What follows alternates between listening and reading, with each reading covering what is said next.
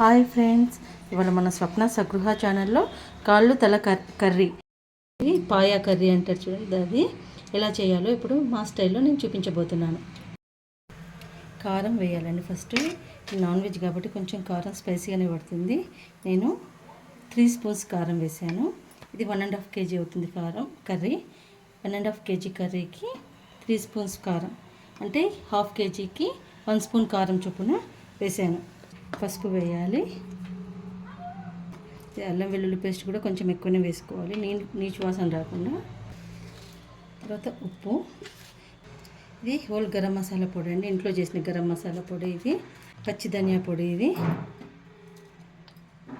ఇలా చేయి వేసి ఇట్లా కలపాలండి. ముక్కలకు మసాలా అంతా పట్టేటట్టు కలపాలి.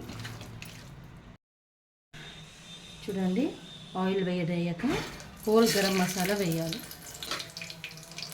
ఇది కుక్కర్లోనే వండుకోవాలండి, బయట వండితే చాలా టైం పడుతుంది ఉడకడానికి. ఇది కుక్కర్లోనే వండాలి. పచ్చిమిర్చి, ఆనియన్ కలిపి వేసేయాలి. పచ్చిమిర్చి, ఆనియన్ వేపుకోవాలి.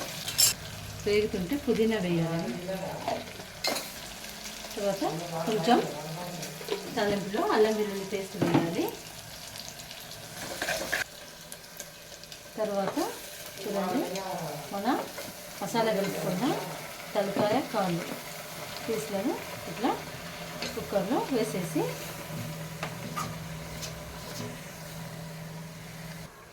ఇలా మూత పెట్టి పెట్టాలి. కుక్కర్ పెట్టవద్దు, ఇప్పుడే మూత పెట్టాలి.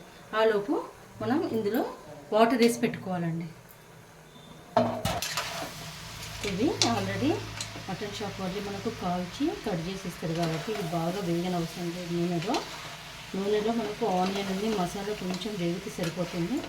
చూడండి, ముక్కల నుంచి ఆయిల్ అనేది బయటకు వచ్చేస్తుంది. ఈ టైంలోనే మనం ఎసరు వేయాలి. ముక్కలు పూర్తిగా మునిగేదాకా ఎసరు వేసుకోవాలి. ఇప్పుడు ఎసరు వేసుకొని కలుపుకొని తర్వాత ధనియా పొడి, పచ్చి ధనియా పొడి వేసుకున్నానండి. పచ్చి ధనియా పొడి వేసుకోవడం వలన చిక్కగా వస్తుంది కొంచెం పులుసు అనేది. కుక్కర్ పెట్టేసి ఒక 10 నుంచి 15 విజిల్స్ రానివ్వాలండి.